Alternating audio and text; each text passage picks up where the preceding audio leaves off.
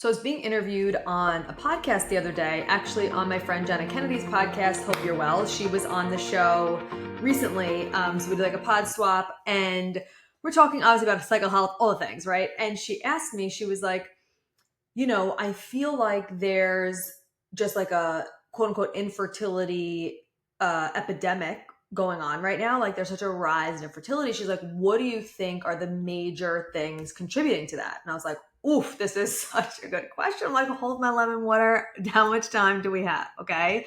Because this is such a big question, but I really think it's so important to talk about. And obviously we talk about if you're watching this video, by the way, putting on like some lip stuff. The Merit, I'm obsessed with their makeup in general, but I use their blush as lip stuff because it's like a liquid blush.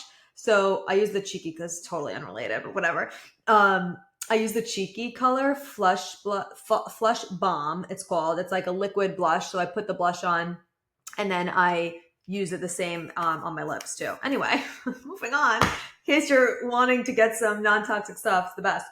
Okay, so the biggest contributing factors. Obviously, we talk so much on this podcast about all the things that we could do to help support our fertilities, but there's just like some major areas that I think are really why so many hundreds of thousands of women and couples in general are struggling with fertility, whether it's with their first or second or third, fourth child.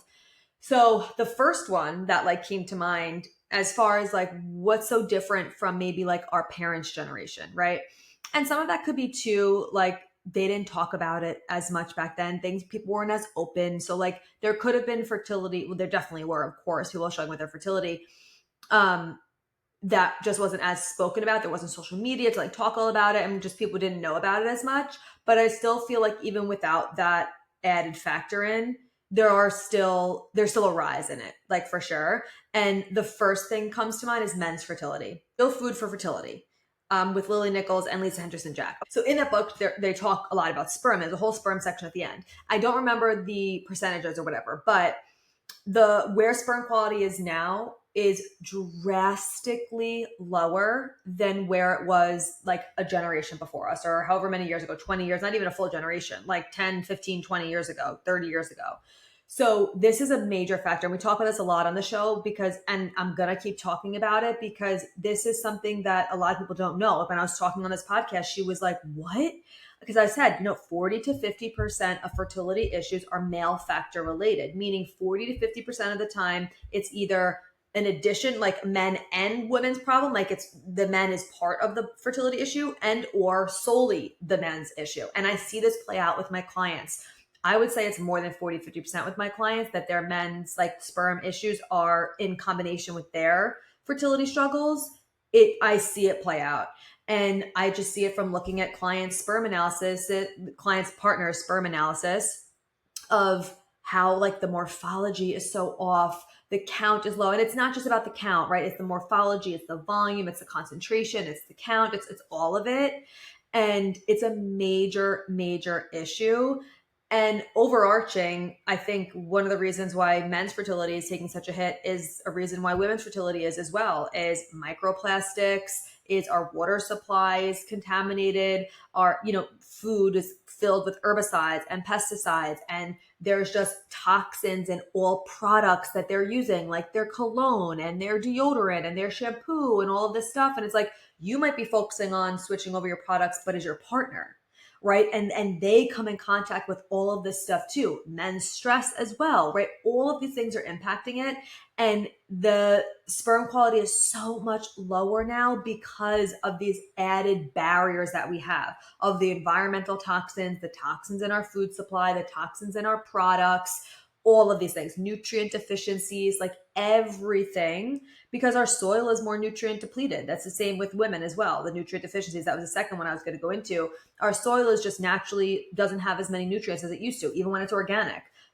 Stress depletes us of nutrients. We're just in such a higher stressed, state than we ever were in. And that's not to say ever because, there were wars and stuff in the past. I think it's just so much more in our face now with the added component of social media, with obviously everything else that's going on in the world, especially because it's like all in our face all the time because of social media, right? There's no barrier. There's not like, we know when any little thing happens. So all of these things really are contributing to it. But the very first thing that came to mind was men's fertility, because also not only is men's fertility and their sperm quality going to impact you getting pregnant or not, it's also going to impact the genetic expression of your child, and it can contribute to miscarriages as well. So this is a huge issue. So if you're listening to this and you're planning to start, trying to conceive, or you're actively trying and you haven't yet, really put a major focus on your partner's fertility as well. Like, you're missing a major opportunity, and this could be a reason why you're continuously struggling.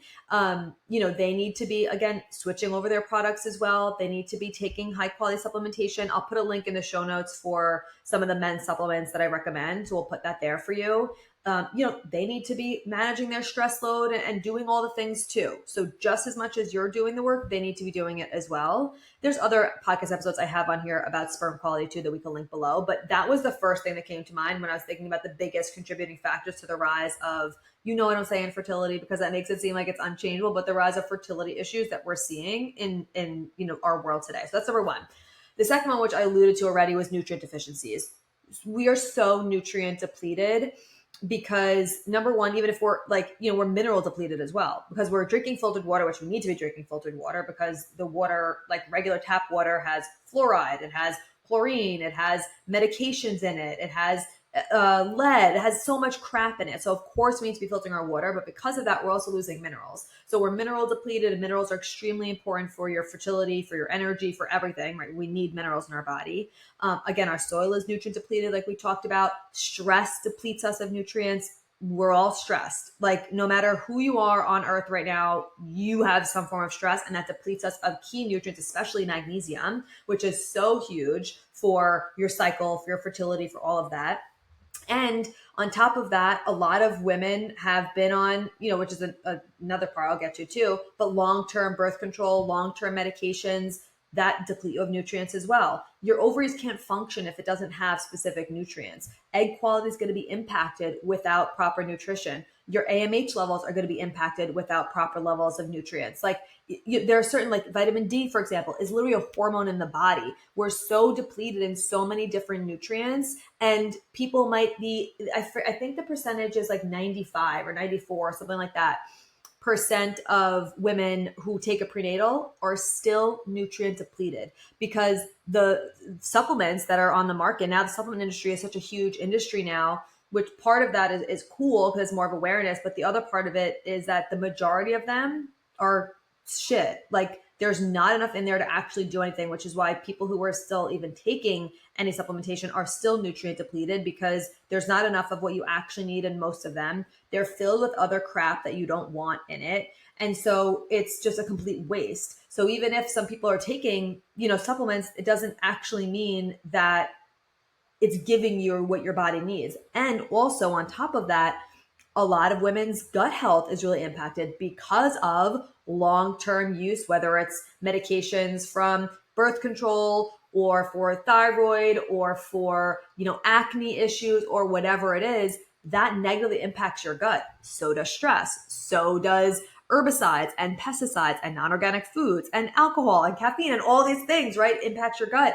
That's going to impact your ability to actually absorb nutrients. So it's all connected, but these are really the major factors that go into it. And when I look at, how the majority of us grew up and spent, decades of our life, high school, college, maybe a little bit of post-college, it's like, no wonder I had some gut issues. I mean, I was having a time. I was having a good time in college. And then after college, shit hit the fan. Okay. But if you really think about it, like, or even popping Midol or Advil every single month from cramps, like, all of these things are going to negatively impact our nutrient density and your gut, which is obviously going to then cause you to not be able to absorb whatever you're eating and or taking, right? So that's another huge factor for men and women, are the nutrient deficiencies. The third thing that came up for me when I was thinking about this was the chronic dieting, the underlying stress, and the workload that women are now under that they weren't in the past. Dieting was always a thing.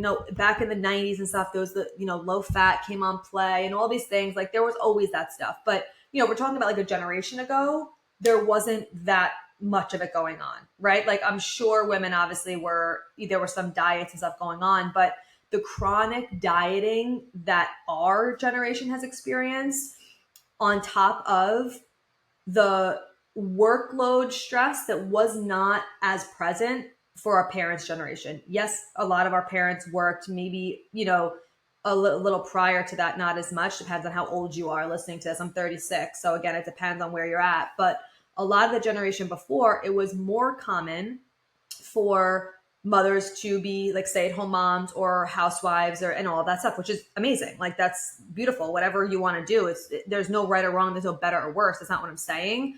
But what I am saying is that a lot of women now have corporate jobs. They are either big contributors to the financial well-being of their partnership, of their marriage, or they are the breadwinners. When I look at my friend group, I would say, I don't think I have one friend, like one female friend who isn't the breadwinner.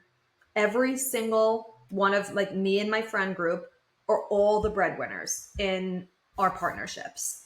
I'm trying to like think if there's one that isn't. And I there's none. Literally none. It doesn't mean that their partners aren't working and they're like pieces of shit. Like that's not what I'm saying. I love them and they're working as well. But like women are contributing financially now and have more of a responsibility in that sense of working, long hours, as well as taking care of a lot of things around the home. Now, men are, of course, stepping up in that aspect as well. But especially if we're talking about women who are maybe struggling with secondary infertility, women are working. Generally speaking, they're the primary parents. They're doing a lot of the stuff around the home. That doesn't mean that the men aren't contributing, because now most men are contributing way more than they used to in the past.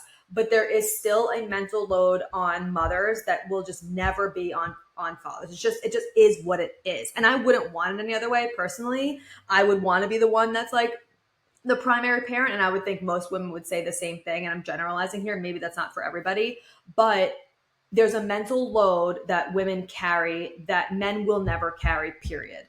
And this is, just a situation and factors that weren't at play as much, the generation before us. Women weren't in corporate as much. Of course, some were, but it's just, it's different. So we have a lot of chronic underlying stress. We have more responsibilities in that sense, on top of all the stuff that everybody else was always all doing, right? Of course, men cook and men clean, and that, like, don't come at me with all that, but you know what I'm saying, okay? So I think that is a huge thing. And all of that, the chronic dieting, the underlying stress, the over exercising, the workload, the mental load, especially if you are already a mother and you're maybe trying for another, like this is a huge underlying factor of what's going on with fertility struggles, because it's really hard to regulate. Not really hard, but you have to work at regulating your nervous system. And it's easy for someone to take a supplement, to eat breakfast, to not eat a certain thing, or to add in something, to add in water, to work out, to walk. Those things are easy. What's difficult, and what I see is the most challenging for my clients and the work that we do most of the time, is the regulation of the nervous system, is looking at our life. Okay, look at all these factors, look at all these stressors. What can I actually take off of my plate? What can somebody else do? What boundary do I have to set up? What do I have to say no to? How can I stop scrolling in bed at night? How can I change these patterns that I'm in that is adding to this chronic underlying stress that I'm experiencing that is negatively impacting, obviously, how you feel, your moods, your energy, but also longer term, your cycle and your fertility. So that is another huge factor that is adding to the fertility, like rise of fertility struggles that's going on right now. The fourth thing that came up was toxins, which we've talked about throughout, which is everything is connected. But again, the overwhelming amount of environmental toxins in our products, household cleaning products, beauty products, all of these things. And, obviously if you're listening to this, most of you have probably switched it over, but for a long time we didn't, and we're still exposed to stuff, and you're going to be exposed, and your liver is meant to filter it out and all of these things. But where our bodies are just under so much more stress of detoxifying things out because of the world that we live in. And that's why it's so important to be extra conscious of the stuff that we do have control over, of the food that we're putting in our body, making sure the majority of it is organic. There are people who are like, oh, it doesn't matter that much. Yeah, it fucking does. Yeah, it does. Herbicides and pesticides are directly linked to fertility issues. They're endocrine disruptors. And like when there are things that we can't control, when you go out to eat, you can't control it. When you're walking out in the streets, especially if you live in a city and you have environmental toxins, you can't control it. You're not going to live in a rock all your fucking life. So those things we can't control. So we have to control what we can control to lower the burden that we actually have on our body and our liver from, detoxifying things out. So being conscious of that, or the conscious of the products you're putting on your body, your makeup. Some people are like, I switch everything over, but like I still love my MAC makeup. I'm like, girl, get that shit out. Okay. Your partner as well, the deodorant, the cologne, all of it, right? Your laundry detergent, right? Like everything. And it can seem so overwhelming, but it's like, it's really not. All you have to do is when one product runs out, you just swap it with another. And then eventually everything will be turned over. Same thing with candles, like all this shit. So toxins is another huge one. That was 1, 2, 3, 4. The fifth one, which I touched on too, is long-term birth control use. This was not a thing back in generations before. Yes, women were obviously, it's been a few generations now that we've had birth control, but it definitely was not as rampant as it is now and as long-term.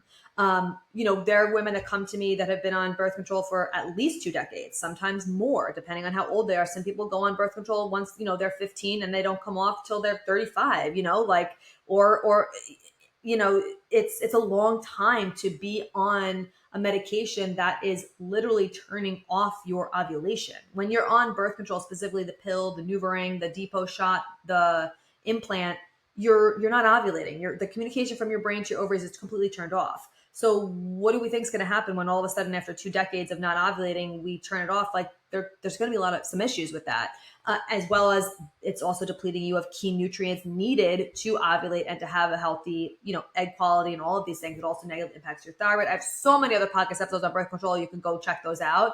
But that is another factor. And especially because our doctors will put this, don't even get me started with this. But most of the time, women aren't even on it for birth control reasons. They're on it for period problems, right? For irregular periods, for heavy periods, for missing periods, for acne, for all these things. When you are just adding issues to a problem, you're putting a Band-Aid on a wound instead of actually healing the wound. And so it's like, you're taking birth control from period problems, but then it's not actually healing the problem. You're just putting a Band-Aid on. You're just waiting for the problem to come back. And then when you stop the birth control, those problems come back on top of more problems that are added to it now from being on birth control for so long. So it's like, this is a major factor. And also doctors will tell you to just stop taking it right before you want to get pregnant, which is the worst advice on the motherfucking planet. Like, number one, we need your body to actually have time to recalibrate and to ovulate on its own so you can build up progesterone levels. We also need time to rebound your body to build up that nutrient density, to recalibrate your thyroid and your blood sugar. Like, prepping your body before stopping birth control is one of the most important things you can do. So this long-term birth control use is definitely a contributing factor to the rise of fertility problems. Now, I want to make this very clear. Birth control does not cause infertility. That's not what it is. It's not like it's directly linked. But because of the nutrient deficiencies it does cause, because it's masking period problems, because people are on it for so long, it is causing imbalances in our body that need time to heal in order for you to then be able to get pregnant and have a healthy pregnancy. And there are some people that get pregnant even on birth control. There's some people get pregnant the month they come off birth control. This isn't like 100% of the time, but it's a major issue. Okay. And then the last thing that came up for me for this was the misinformation and lack of education around our cycle and women's health. I mean, this was forever a thing that, not like back in the day they learned about it either, but there's so much misinformation now, like birth control regulates your period or cramps are normal or all this shit. None of that is fucking true. There's misinformation and there's lack of education around what it actually means to support our cycle. So much of the health advice that we see with intermittent fasting, with how to exercise to lose weight, with fat loss, with all this shit, studies are done on men and postmenopausal women, not on reproductive age women. So there's such a lack of education around how to properly take care of our cycle so that we feel our best, number one, that we have long-term health, because whether you want to get pregnant or not, we need to be regularly ovulating to produce progesterone, because yes, progesterone is needed to get and stay pregnant, but it's also the hormone needed to reduce your chances of osteoporosis, heart disease, and endometrial cancer later in life. So we need this education for just our long-term health and wellness, and also to obviously be able to get pregnant and have a healthy pregnancy and feel our best postpartum, which is a whole nother conversation of not even misinformation, of lack of information and lack of support when it comes to the postpartum period. So those are the major contributing factors that I'm, from working with so many clients with this for the rise of fertility struggles. And this is why I do this podcast. Like, this is why I share so much information, because you deserve to understand what the roadblocks are in your fertility and your partner's fertility, and how you can start removing these roadblocks one at a time, because your body is designed to heal, right? Yes, these things are factors that are negatively impacting our fertility and our health overall, but that doesn't mean that it has to stay that way.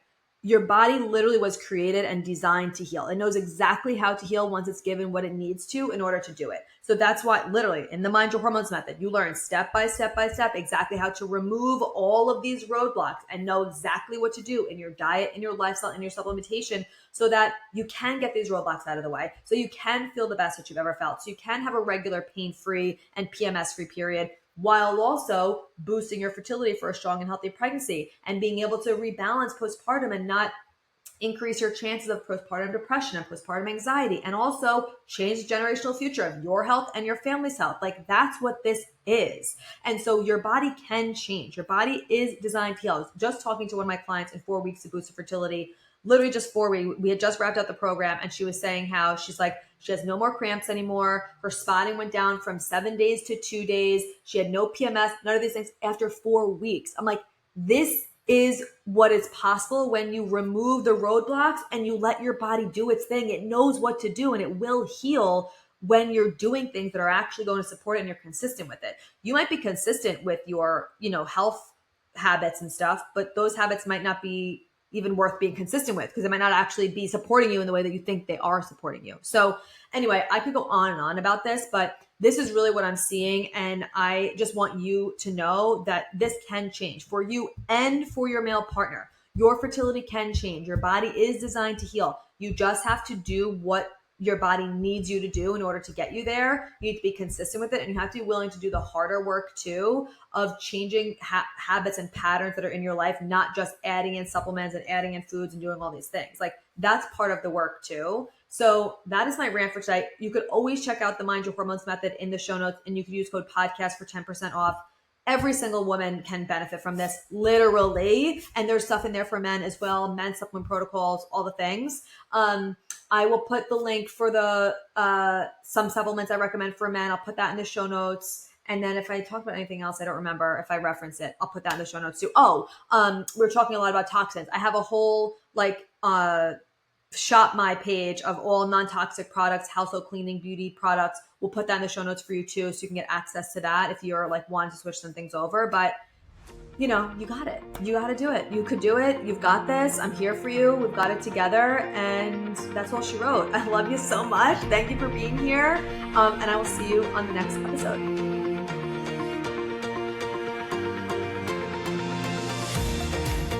Thank you so much for being here. If you loved this episode and learned something valuable, please share it with a friend who you think would also love it, or post it on social media and tag me so I could personally say thank you for helping me spread this important message.